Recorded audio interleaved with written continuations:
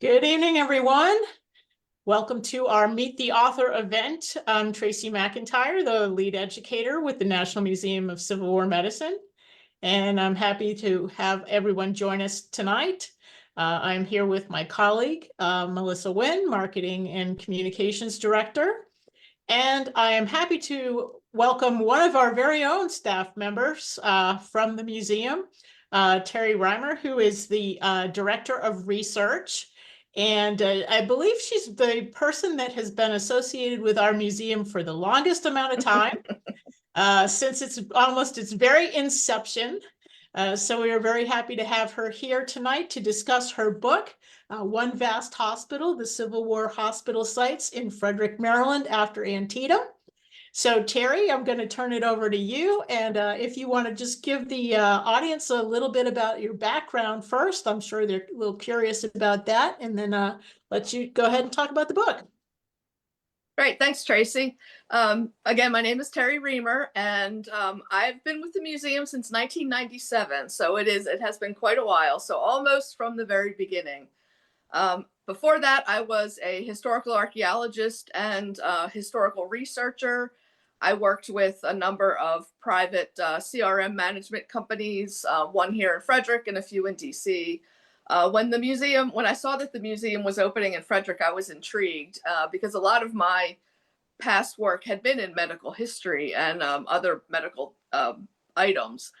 And so I just made myself, kind of just annoying enough that they decided to hire me. So I've stuck with it. Way back in about the end of the late 90s, the director of the museum had asked me if I would be willing to work on doing some research on the hospital sites in Frederick, the Civil War hospitals. A lot of the buildings were still standing. A lot of tourists were very interested. And so what started out as a small pamphlet ended up being a very large book, which not only covers the setup of the hospitals in Frederick, all the different sites in Frederick, but it also includes all the names of the patients who were treated there after the battles of South Mountain and Antietam. So the patient lists are actually at the National Archives. They're the original lists, the ledgers of the people admitted to the hospitals.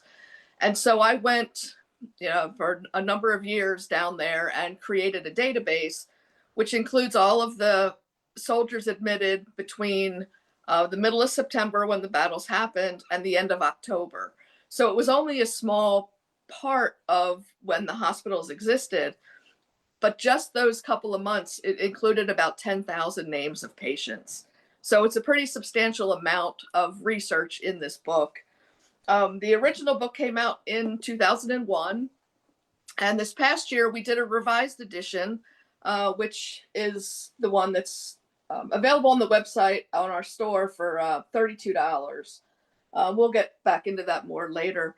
But the revised edition includes some new information that came up, a lot of new quotes from either soldiers who were treated there or surgeons who worked there, or a lot of the local people who helped out in these hospitals. So it's a lot more little bits and pieces that we found since the early 2000s that we've included back into this book.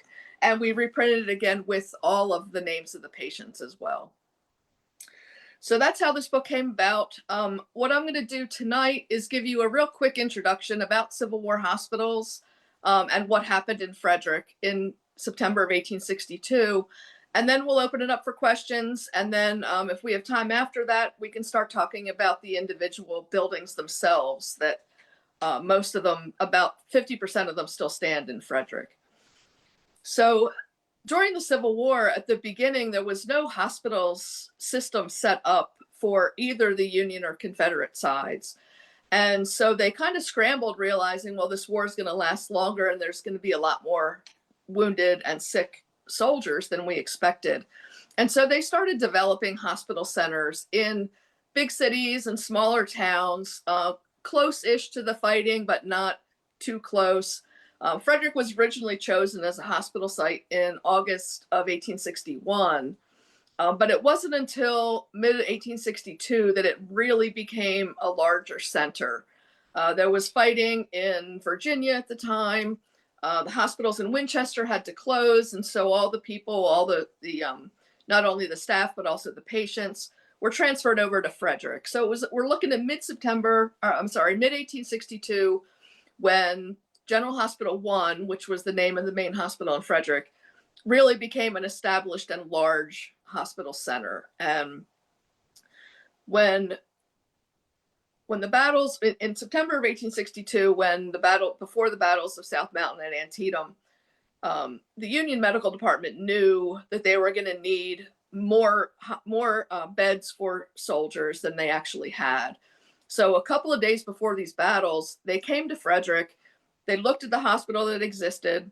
They realized they were going to need many more. And so they went around town and they sort of commandeered all of these larger buildings in town. So we're talking about almost all of the churches, all of the public schools, private halls like meeting halls, any other buildings that were big enough, had a big enough floor space to lay out hospital beds, to have the wounded soldiers or the sick soldiers in these large buildings.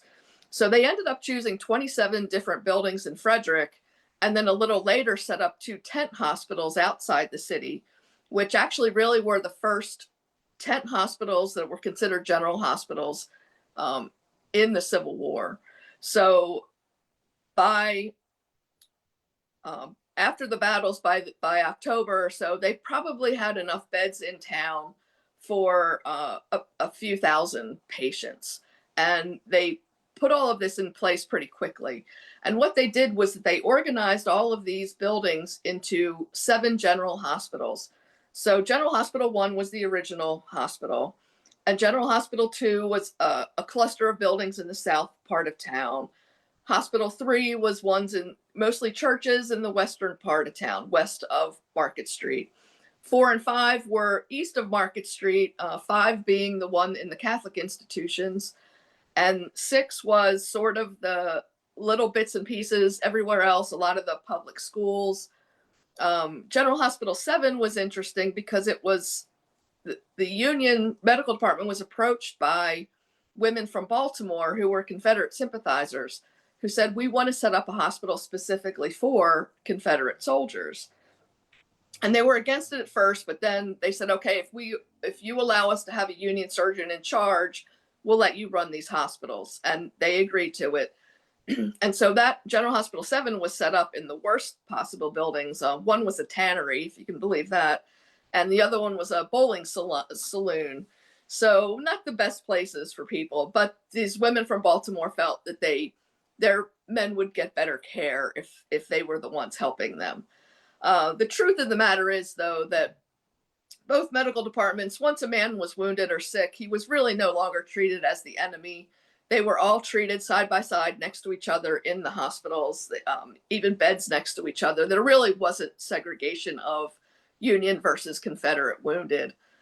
There were a little, more of them in General Hospital 5, which was the Catholic institutions, because back then the Catholics did tend to be pro-Confederacy rather than pro-Union. And so a lot more Confederates ended up in General Hospital 5, but they were through all the hospitals. So all these hospitals existed for at least a few months. They started closing the worst of the buildings in October, November. They closed most of the public buildings. They gave them back to their original uses by December 1862 to January 1863. The 2 tent hospitals were in existence through March of 63. And then, of course, General Hospital 1 stayed open throughout the war and treated over 30,000 wounded between 1861 and 1865. When all of these general hospitals that were set up during the war were closed, they didn't continue on. The buildings were often sold as lumber, or if they were extemporized, meaning in existing buildings, they would return to their original uses. So a lot of times when people are looking, well, my ancestor was treated at such and such hospital, which building would that be? For the most part, we say, well, the buildings don't exist. But luckily here in Frederick, because they were using so many extemporized buildings and existing buildings and schools and churches, for about 50% of the 27 buildings, we can say it was this church on this street, it was this hall. The other 50% have been lost over time for one reason or another. But we are lucky here in Frederick that we actually have a relatively large number of buildings that are still standing that were used as Civil War hospitals. And in the case of the Lutheran Church on East Church Street in Frederick, when it was being used as a hospital, two lovely pictures were taken, stereo pictures were taken of it in use with wounded soldiers there, the cots, everything. And they're some of the only known photographs of Civil War hospitals taken in an extemporized hospital setting. So that's a general introduction to how the hospitals were set up. If anybody has any questions, I'd be happy to answer them.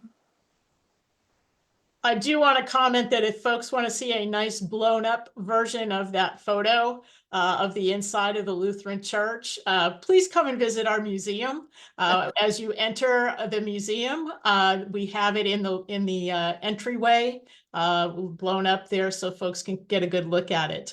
And for those who are tuning in who are not familiar with where we are on 48 East Patrick Street in Frederick.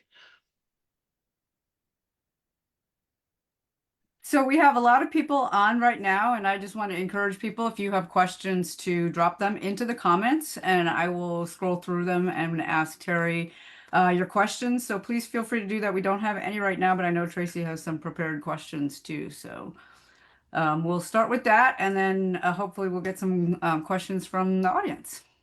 Okay, great.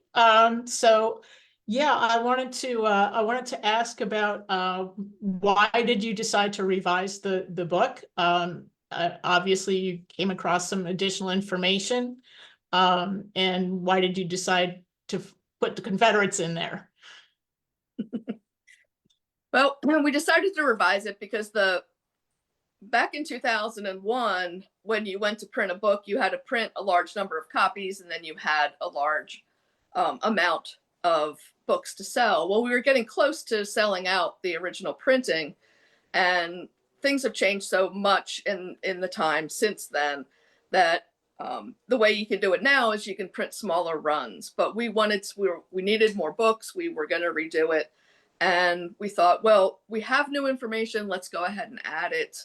The Confederates that were left in Frederick, this is a whole nother story. I'll tell it real quick. Right before the Battle of Antietam, the Confederates actually took over the city of Frederick, and they took over the hospitals. They took over everything in town. They shipped out the Union soldiers who were there, who were sick or wounded, and they filled up the hospital with 471 of their own men who were not so much wounded, but were sick or were really debilitated from the long marches. When they left town a few days later, they left those 471 men. What happened then, the Union got control of the hospital back from them. They paroled these men. So basically they had them sign something saying, I will not fight against the Union again if you let me go. But then they shipped the ones that they could move, they shipped off to Fort McHenry in Baltimore. They did end up being exchanged at some point, and only a few of them had to stay in Frederick in the hospitals. They were able to move most of them out pretty quickly. So at one point, we did not know the names of those men. They were not included in the hospital registers because at that point, when they were admitted, the hospital was not under Union control, it was under Confederate control. And so we thought that the list would not ever be found. I did luckily stumble across it in the National Archives, the list of the 471 men.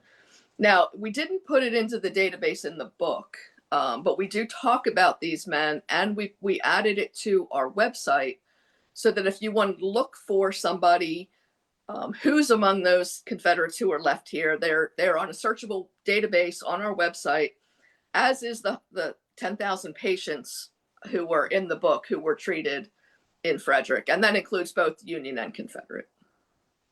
Okay, so we'll say our website is civilwarmed.org. Folks want to take advantage of that database.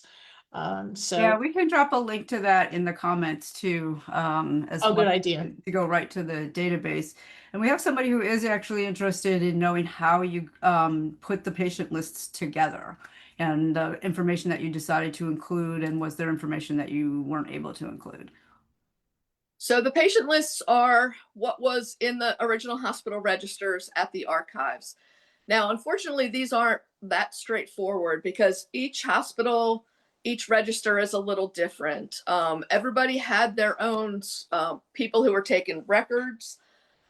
Every hospital changed. I mean, men could be coming in and out, and so it was always different. So what I did was I looked at, in general, how many registers there were, the usual information that was in there, and I created a database that included, for the most part, everything that was in any of the original patient records.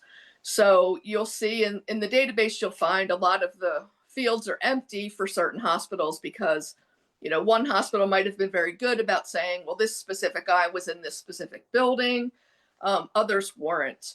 So what I did was I combined everything into one database, kept track of which hospital they were in, which book that the records came from is all in the index and the appendices of the book. So what you're looking at in the database is pretty much everything that was in these original registers. Now, these were all handwritten, some better than others. Luckily, there were usually a copy of each, and I'm not talking a Xerox copy, I'm talking a physical, somebody sat down and rewrote copies, and it's all still in script. But you'll find, like, Maryland Register 181 was a certain hospital, and then there's 182, which is the late 19th century copy of 181. So I would go and compare based on name and register and combine all of the information from the original and from the copy if I could see it better, if there was things added, and that was all included in there. I also included, if we knew where these men were buried. We have records from Mount Olivet Cemetery here in Frederick, which is where they were originally buried. We also have records from Antietam National Cemetery, which is where most of the Union men ended up being moved after the war. And so I included that in the comments section. So the comments section in the database includes information that I have added. I also matched, like, a lot of these men moved from one hospital to another. And so when I was doing the database, I was tying those together in the comment section so that you could track people from one place to another. So what you're looking at in the database is basically a bit of information I could get from the registers, and it was included, all combined together. Now, one of the registers, I believe it was Camp A, the person who was doing the recording must have really kind of lied about being literate because almost half the names are phonetic. So that made it very interesting trying to figure out the phonetic spelling of the name and did it actually match with another person, the same person. But luckily it was one of the tent camps, and a lot of the men had been transferred from other hospitals to the tent camp. And based on regiment and company and first name and things like that, I could usually figure out who it was. Not always. And then some of these registers are damaged. There's ripped pages. There's lots of staining. There's a lot of times the ink was just fading very badly. So I got as much information as I could, but it's all directly from the original registers. We actually have somebody on too who was saying that they'd actually used the patient lists to sort through to see 52nd Virginia. I guess they had a relative, a third great grandfather served in the 52nd Virginia, and were able to use the database to sort by that regiment, and thought it was interesting just to see who else in the regiment came up on the lists as well. Did you come across any stories that you were particularly fond of, or that really stuck out to you from the patient stories on the patients that are on these lists? Yeah, I didn't really get have too much time to look into the personal stories. There were some who did write about their experiences. We did find a lot of those, and a lot of quotes are included in the book.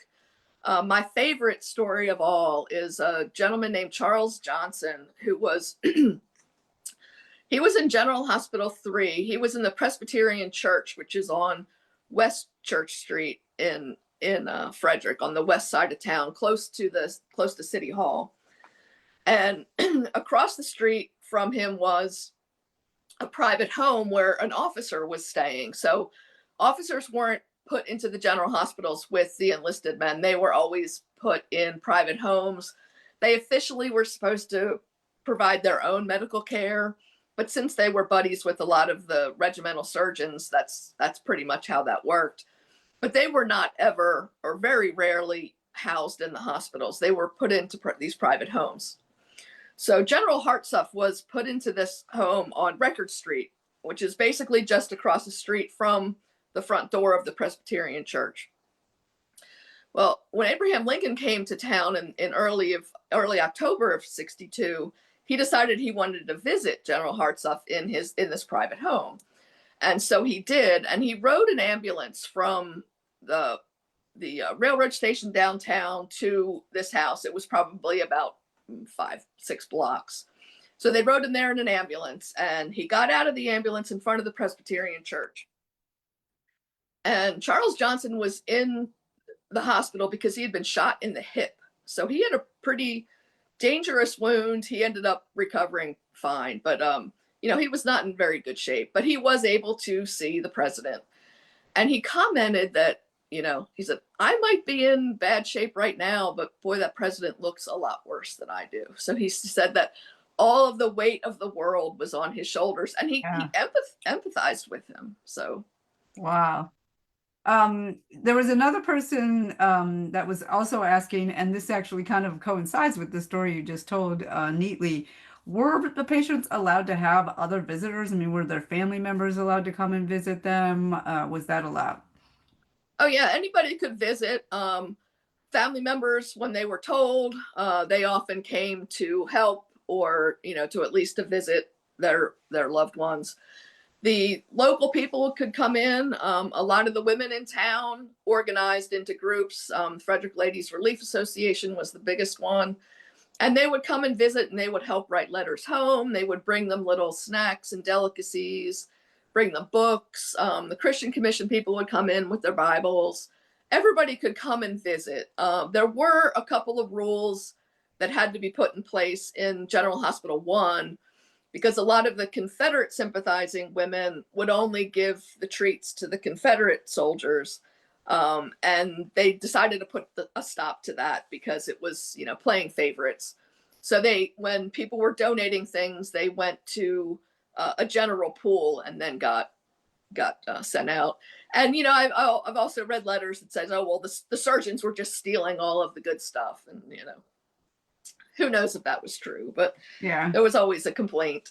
The biggest problem that they had with the sites was the soldiers, especially the ones who were convalescing, escaping basically into town, because town had pretty girls and beer and food.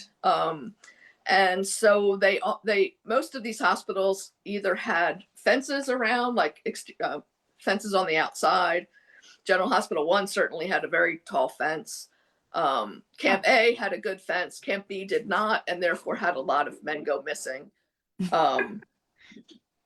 And they also would hire convalescing soldiers or members of the Veteran Reserve Corps to basically be guards of the hospital, just to keep the guys where they're supposed to be and not somewhere else where they weren't supposed to be. Interesting.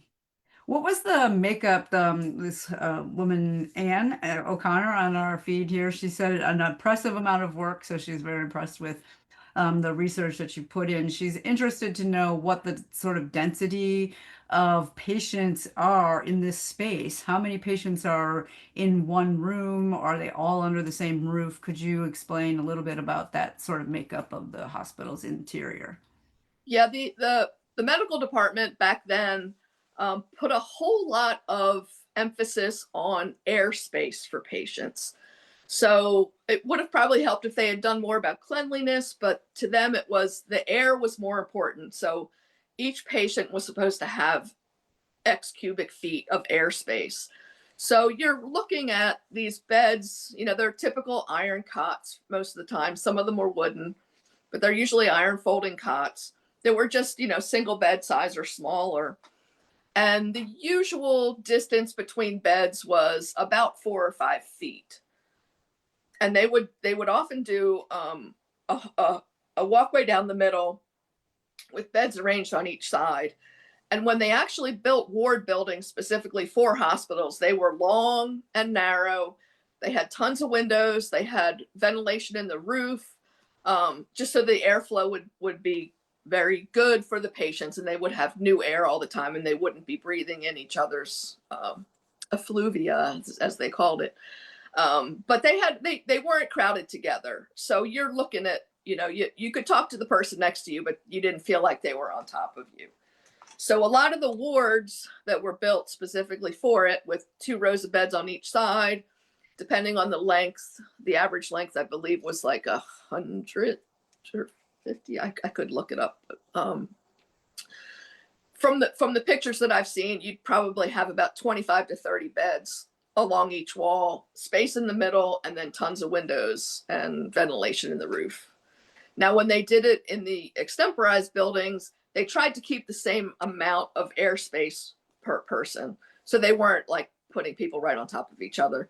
But in some of the places, I'm sure they were crowded.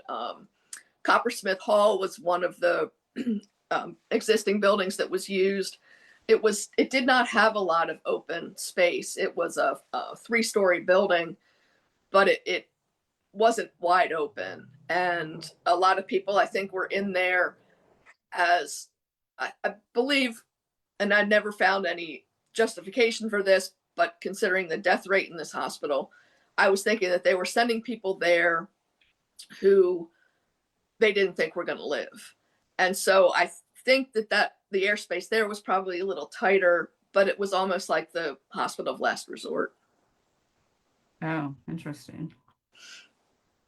Tracy, I'll let you, I know you have some questions, so I'll let you interject. Okay, yeah, and Coppersmith Hall is now now a restaurant, right? Yeah, it's the tasting Yes, room. the It's a tasting different room. building now. But yeah, that's the site. Yep. Yeah. Oh boy. I think our viewers might be interested or have questions about nurses. Were there any nurses sent to Frederick to work in these general hospitals, and do we know who they were? We have some names of women who served there. I really didn't find much out about many of them. There were all kinds of nurses there. So there were hired Army nurses, but very few of those. There were volunteer female nurses. We know that a lot of them did serve in Frederick. A lot of them lived in the row houses right across the street from General Hospital 1. In Frederick, the Daughters of Charity, which was sisters from Emmitsburg, were the main nurses there, and really the ones in charge of keeping everyone else in line. They were the ones that instituted the bring all the goods to us and we'll distribute them. So a lot of the religious orders did serve in these hospitals. They really had some nursing experience before the war, which most people did not. And so those women who were religious in these religious orders were some of the main nurses there in Frederick. Now, what people don't realize is that most nurses during the Civil War were actually convalescing soldiers. So they were male nurses with proclivity maybe for nursing, but no training at all. But for a lot of the job that they were doing, it was fine that they were just trained to do what they did. They weren't really doing any of the major working with the surgeons or anything, but they were there to keep order in the wards, to make sure the dressings were changed, to make sure that everybody had the right food. Food was very important. They had different diets for different people, depending on how ill they were, how wounded they were. And so a lot of these things had to be kept track of. So soldiers who were convalescing were often given nurse duty. If they showed really ability for it, they were often what they called detailed as a nurse. So they were still with their regiment, but they were on special assignment and they would remain in the hospital. There were a number of men coming through Frederick, especially at the tent hospitals, who were detailed as nurses and who stuck around for months helping out in the hospitals. All right, interesting. Yeah, we have somebody also wants to know, like the nurses, a little bit more about the doctor makeup. You know, how many surgeons are there? How many surgeons, how many patients per surgeon? Just wants to understand a little bit better how that makeup happened as well. Okay. So each of the general hospitals had a surgeon in charge, one guy who was running the show. After him, there were basically three kinds of surgeons. They were regular surgeons and assistant surgeons, and those are basically just ranks. It's not really, they were better surgeons than not. It's just like a different Army rank. So a number of surgeons served, more assistant surgeons served in the hospitals here in Frederick. In addition to that, they would hire civilian doctors and they'd call them acting assistant surgeons. And they were considered contract surgeons. So just like contractors today contract with the government for certain things, this would be the same idea. They were paid a certain amount per month to serve mainly in the hospitals. Some of them did serve with regiments, but most of the contract surgeons served in hospitals.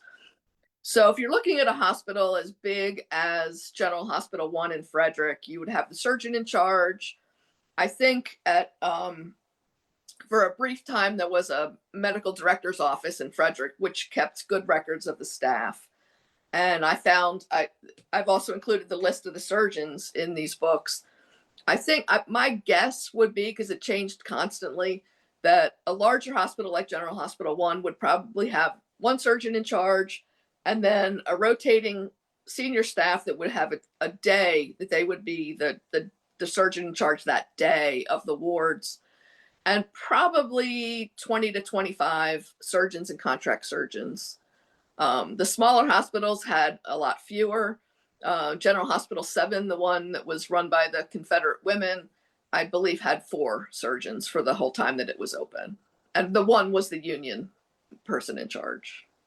Oh, wow.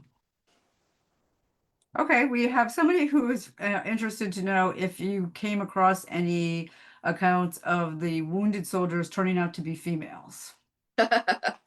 Not in the records in Frederick, no. The closest ones that we've heard about happen on the battlefield at Antietam and in the field hospitals, but no, nothing in Frederick.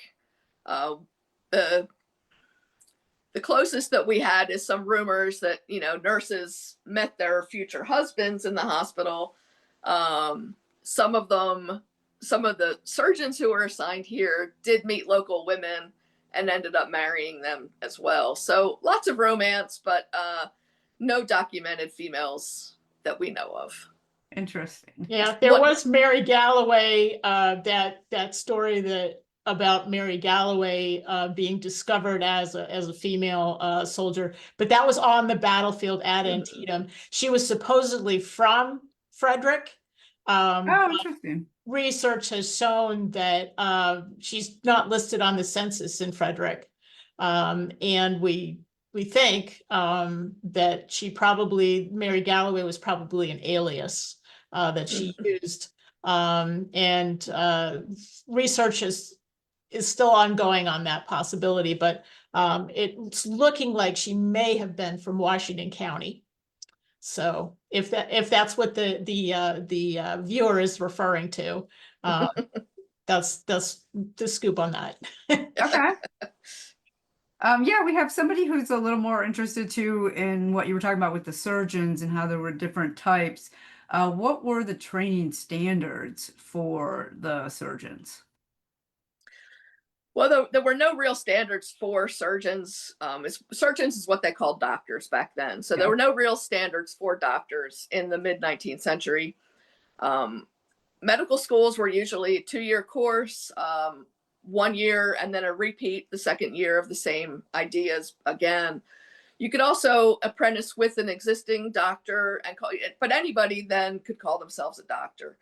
Now, what the Army realized is that early on, a lot of the regiments were appointing people based on popularity, political leanings, societal pressures. This is our town doctor. He would be great for our regiment, without really considering if they were good at their job, if they were going to be able to withstand the rigors of war, because it's not even easy on the doctors.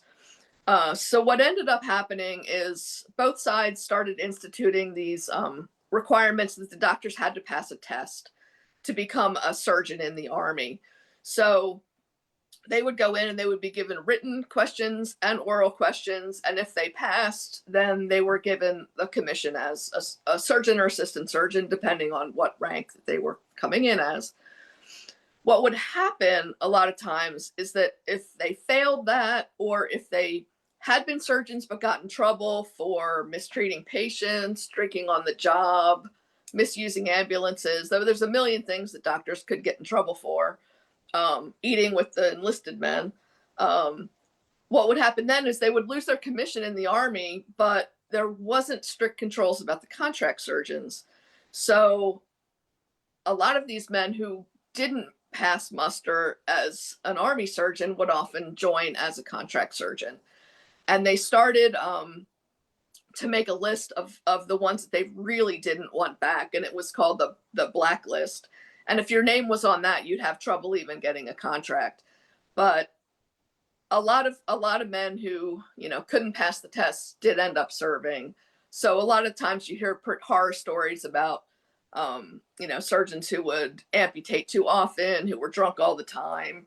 But a lot of them weren't that. They weren't just randomly going around sawing people's legs off.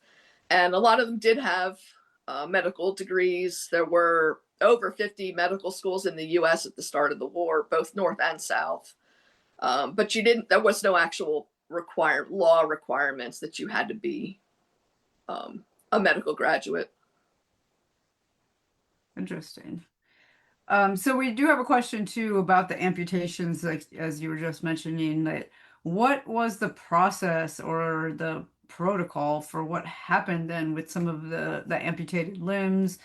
You could even talk maybe a little bit about how we've just recently discovered some of the surgeon pit at Manassas, but there's not a lot of evidence left behind about that. So what do you know about what happened with those? So a lot of the amputations actually took place at the field hospitals. That was where the majority of the emergency surgery was taking place, because they knew then that if they quickly amputated a mangled limb, that the person had a better chance of living. So that was called a primary amputation. It took place almost immediately. Secondary amputations took place after an infection had set in, and didn't have as good of a success rate. So while there were amputations in these general hospitals, the majority of the amputations took place in the field. So what you would have there is that the limbs would be collected and buried in a pit somewhere or dumped in a field. There's some stories from Keedysville that that there were some pits dug in people's yards. There is evidence. We found a newspaper clipping from the 1890s in Frederick that when they were renovating and adding to Visitation Academy, which was part of General Hospital 5, that they actually found a pit dug right up against the foundation that included a few arms and legs that they assumed were from the Civil War. Now, unfortunately, they were not kept. But that's the only physical evidence that we know about in Frederick. At Manassas, there was a pit found that included some amputated limbs, along with, I believe, one or two entire skeletons. I'm not sure about the number of those, but most of them would have been buried. Two full bodies, yeah. Yeah, most of them would have been buried in pits, dug. They would often keep them in a pile until they got a barrow load full, and then whoever had that job had to cart them off and bury them. Wow. So we have a question too, if you could talk a little bit about Dr. Jonathan Letterman and his role in creating this system. They're specifically asking if this hospital system really was the result of Dr. Letterman's work, and perhaps you could talk just a little bit about that. So, Yeah, so Jonathan Letterman became the medical director of the Army of the Potomac in June of 1862, I believe. So right before all of this happened, right as things were really heating up in Frederick and Virginia, this part of the world here. And he was the one who told Goldsmith and some other surgeons, go to Frederick and find places. So he gave that order. He knew a big battle was going to happen and he wanted to be prepared. So not only is this part of his system, but it was an actual direct order from him that caused all of these extra buildings to be included. He also was the one who sent hundreds of ambulances up from Washington, D.C. towards Frederick. And that's one of the reasons that Antietam was a very successful, in the medical aspect, successful of getting the wounded off the battlefield very quickly. So the ambulance corps, was still in development, but he understood the importance of ambulances. He had them up here. He had them on the field as quickly as possible. He had a system set up where there was field dressing stations for immediate treatment, field hospitals right near the battlefield, and then getting people to Frederick as quickly as possible. Now, Frederick was about 30 miles away on the national road from the battlefield of Antietam. And unfortunately, 2 mountains were in the way as well. So trains and trains of ambulances were continuously crossing. There was no direct trains close by. So Frederick was the closest train depot as well. So the men who came in on the ambulances early on, who were not terribly wounded, who maybe had, just minor injuries to hands and feet, whatever, or flesh wounds, they were often brought to Frederick. Maybe their name was taken down. I think a lot of them didn't even have that happen. And then put on trains to, there was direct line to Washington, to Baltimore, and to Philadelphia. And those 3 cities had a large number of hospitals. Even this early in the war, there were a large number of hospitals in those cities. So we have some records from the man in charge of transportation in Frederick that says where these guys went. So I included that as well in the database. If we knew they were sent to Baltimore, it says to Baltimore. Now, we rarely got a hospital name, but at least we got a city where they went to. So you're looking at Letterman with the ambulances, you're looking at with the tiered hospital systems. Triage is another thing. We have less evidence of that, but you know that the surgeons were looking at people saying, I can help this man and he might live, versus I don't think I can help this one. Again, seeing that Coppersmith Hall as maybe the place that people were sent who had less hope of recovering. we have another question about asking about the regulation for opiate distribution, and also kind of asking about the follow-up after the war, if you have some information about addictions and that as well.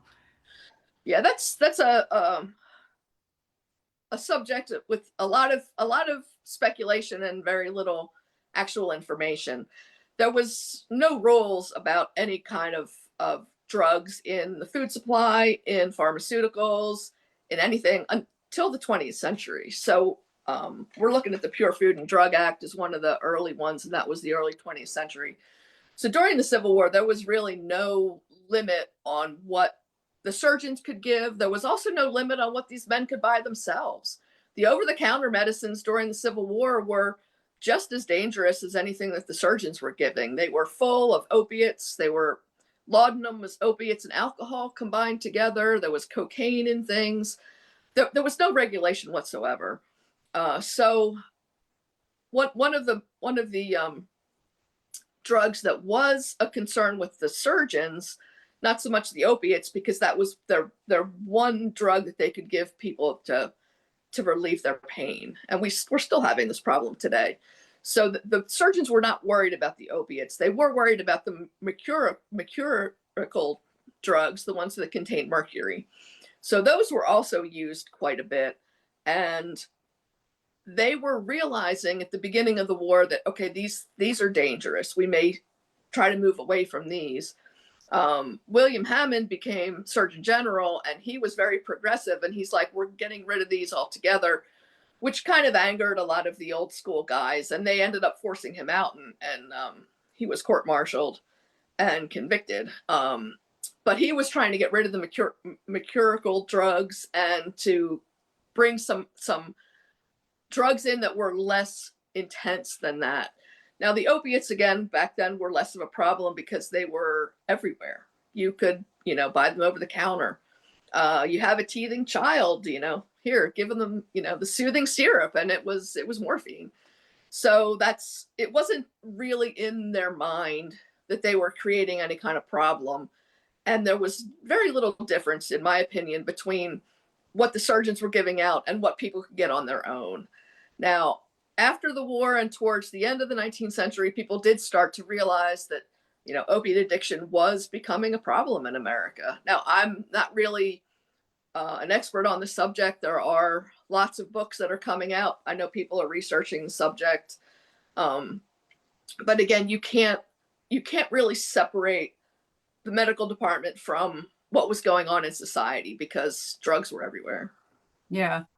And I'll take this opportunity to plug that we do have Dr. Jonathan Jones, his new book called Opium Slavery, which addresses this and does a deep dive into a lot of research like you did for One Vast Hospital with patient records and the understanding of some of these patients, how they were treated, and then whether they go on to have some of these addictions. That book is coming out in the fall, and we will have him at the museum on November 1st at 3:00. He'll be the speaker for our Saturday speaker series, and he'll have his book to sign as well. And also we have an excerpt from that book in the next edition of the Surgeon's Call, which will be coming out for members of the museum sometime this month. And if you are not a member, you should become one because you can absolutely get one. Actually, we have a really neat piece in the magazine too, addressing the professional response to opiate addiction. Like you were saying, at that time, they really didn't understand it. And it's been a long war basically on the opiate addiction, the use of those drugs, and it's a changing war. And we have a piece in the magazine about that as well. So we'll drop a membership link as well because it's a really neat piece, and his book is highly anticipated because it really does address some of these things that people haven't been able to spend time researching, and some of those records are open now. So. We have some other questions. Let me go back. So, and we have another question about whether the prosthetics, how did amputees get prosthetics? Were those provided by hospitals? Were they private issue? If you could maybe just address some of the after effects of the amputation for these patients. Okay. So we're going to go back to contractors. Kind of like today, a lot of the drugs were manufactured by contractors, and almost all of the prosthetics were manufactured by contractors. So these people would, with their private companies, they would approach the government and say, I have this leg, I have this arm, and they would be vetted. There was review boards, and they would get the contract to provide these prosthetic limbs. The union, especially, gave a certain amount of money to each amputee to get themselves an arm or a leg. So you had the choice of, which of these approved contractors you were going to go to, and they would give you the money that it would cost to get the said arm or leg. Now, unfortunately, the Confederacy, which didn't exist after the war, didn't have a program, but a lot of the states did, and they would step up and they said, like, I know North Carolina had a wonderful program to provide limbs for amputees after the war. So people had to prove that it was a war injury, And then they were given the money, and then they would go themselves to get fitted, to get something built for them. And the prosthetics range from peg legs all the way to pretty fancy articulated legs and arms. That we have one arm in the museum that actually the fingers and thumbs can move and grip. It's pretty neat. So a lot of innovation that comes out of that. yeah, new definitely. society, Mhm. which is a really neat story. And actually that kind of leads into another question that we have here from Keith Menk. He's asking about treatment in hospitals and how did that impact medical changes as the war progressed? Different scientific methods, just a little bit more about some of that innovation that comes out of this. Yeah, when we talk about innovation, medical innovation during the Civil War, a lot of it is organizational rather than medical. This was right before germ theory started to be accepted, so we're looking at them still not understanding about antisepsis, antibiotics, anything like that. None of that was available. None of that understanding was available to them. So we're looking at any improvements that they made medically sort of was right out the window less than 10 years later when germ theory really became accepted and it changed medicine entirely. What the Civil War did was it started a lot of medical specializations. So, not only the prosthetic industry exploded, they also started neurology was basically established during the war because there was a group of surgeons in Philadelphia who opened a hospital called Turner's Lane, which was really for people who had nerve injuries. So we're looking at people with, head injuries and also other injuries where their nerves were affected. And these surgeons were studying them and were developing techniques to treat that specific thing. Another one was plastic surgery. There are some horrific injuries of the face that happened during the war. And a lot of ideas came up and a lot of techniques to fix people's faces, to give them prosthetic noses, to redo things. And plastic surgery really became more or less established during the war. There's a whole group of studies in the South about dental implants. So people who lose their jaw, maybe lose, half the teeth on one side of their face, and how they can use these implants to make them, be able to eat, be able to function in society again. So medical specialization was huge. Now, also, the one thing that before the war, most surgeons had never really done an amputation, had never really dealt with these horrific gunshot wounds that they were dealing with during the war. So a lot of doctors got thrown, feet first into it and learned a lot about those kind of things. Now, that was less important, like I said again, after germ theory became accepted, that a lot of the things that they developed had to be changed so it was antiseptic. We actually have somebody who's asking too a little bit about the germ theory. Can you talk about sort of the pros and cons? What were people concerned about with germ theory? Was it introduced at that time or not accepted? Just a little bit of that history. Again, sometimes when new ideas come about, the old school fight back and they don't want to change and they don't want to accept these little animalcules that were running around. It's something we can't see. So how could it possibly be hurting us? Right. In Europe, it was starting to be accepted pretty much earlier than in the US. In the US, we usually say at about the mid 1870s, it really became something that people finally said, oh, look, these people are dying less if we wash our hands. But people fight back with everything. And a lot of women died of puerperal fever because the doctors, were like, oh, I don't need to wash my hands. And then people started studying, well, the ones who were helped by midwives were dying at a much lower rate than the ones who were helped by the male surgeons. And yeah, it was germs. It was the inability for them to put their hands in water and soap. So I don't, you know, I don't know what to I don't know how to defend them being against germ theory, except that it was a new idea. It Yeah. was something they couldn't see, it was something they really couldn't understand, and therefore there was some pushback. If they had accepted it 10 years earlier, the death rate in the Civil War would have been a Yeah. third of what it was. Absolutely. We do have somebody who's asking too about the success rate of these hospitals. What was the death rate like? What was the success rate? A little bit about that. Yeah, it's surprising, but you have to remember the tiered care. A lot more people died in the field hospitals. A lot more people died earlier on in the process. If you made it to a general hospital, even in Frederick, which was very close to the front lines, the average death rate in the hospitals throughout the war in the general hospitals was 8%. That is a stunningly good rate. Yeah.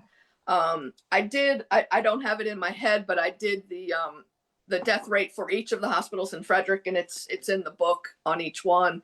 And it ranged anywhere from 6% to, I believe, the Coppersmith Hall was about 30%. Wow. We have another question about the sanitary conditions, like you were just describing a little bit about fresh water. Where would the fresh water come from? You know, where would the hospitals get some of the supplies for these and institute these sanitary conditions? So Frederick, at the time of the war, had paved roads. It had gas lighting. It had water to most of the area. They unfortunately found it didn't have enough water to put out the fire that happened in General Hospital 1 in 1863, but they soon fixed that. So Frederick was very much a modern city at that point. We don't think of Civil War era as being modern, but in a lot of material culture, in a lot of infrastructure, it really was closer to us than it was closer to 100 years in the previous to that. So you're looking at a place they had indoor bathrooms.